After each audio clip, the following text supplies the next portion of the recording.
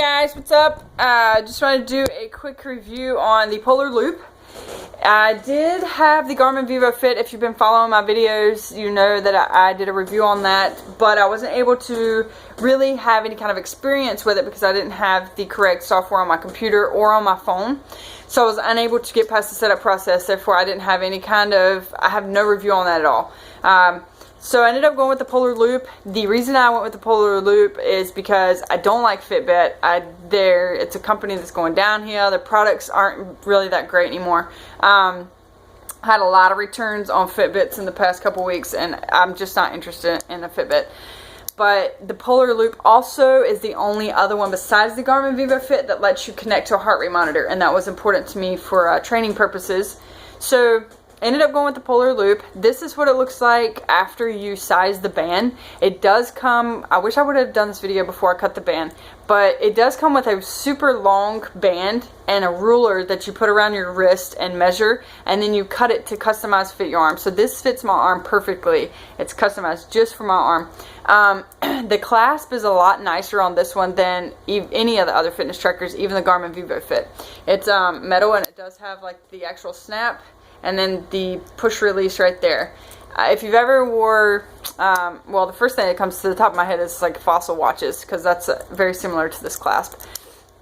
One thing I want to point out about this, because there's a trick to this and people will return it if they don't know this, because I've had a lot of people return this for this reason, thinking that it doesn't work, it's not consistent, the button's hard to push, it's just not good quality, etc. But there is something very important that you need to know about this product. If there is a charging port here on the back, if you don't have this touching your skin, then the screen absolutely will not come on. I'm trying to let it cycle through right now so I can show you what I'm talking about. So the screen is off right now. If you don't have that touching your skin and you mash the button to come on, it doesn't take a lot to mash this button. This is flush with the band, so it's not like it's something that you mash. It's not even something that sticks off the band. It's flush. It's just like you really only have to rub your finger over it. So if you do that, you notice the screen does not come on. But as soon as I make skin contact with this charging port, the screen comes on. So, and then you're able to just cycle through, just like that. So that's one thing that kind of turns a lot of people off. They think it doesn't work properly, but they don't know that trick. Now I'm just going to go over some of the things that it offers first on the screen, and then we'll look at the interface on the computer.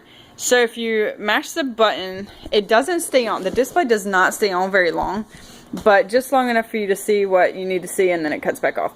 So I'm going to start with the time. It does show the time, and then it also shows the activity. Okay, so there's an activity bar, and basically what this does is it sets a goal for you each day. It automatically does this. You don't have to go in and manually set the goal. It sets it for you. And basically it gives you goals or ideas to reach your goal. So for me, my activity bar is kind of low because I just really got off the couch because I'm lazy. So it's going to tell me jog an hour and 2 minutes, walk for 2 hours and 20 more minutes, or do something else for 7 hours and 50 minutes. I'm pretty sure that's what that said. The light is blinding me, so yeah. But anyway, so it'll give you like some ideas to be able to reach your goal, which is really cool. And then also your next thing would be calories that you've burned, and then it of course shows you your steps, and then the time again. So those are the features that are directly on the watch, that are on the activity tracker. You don't have to sync it with your phone to be able to see this. You can. There is an iPhone app. Right now there's only an iPhone app. They're supposed to be coming out with an Android app, and also it works with your Mac, Windows computers. So you don't have to, that was something that I really did like, because I don't have the correct software to be able to use it with my phone right now. I do have the Moto X through Republic Wireless, but Republic Wireless only has Android 4.2, which doesn't support the Bluetooth 4.0 that is needed for this.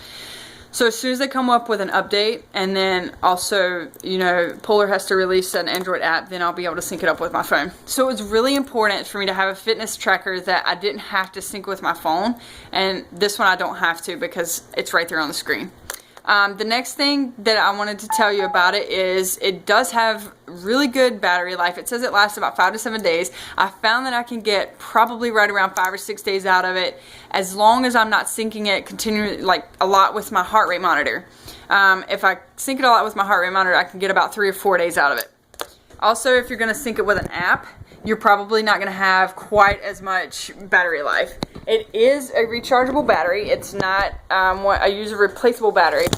Sorry about that. My phone's dying, so I'm trying to keep it charging and do the video at the same time.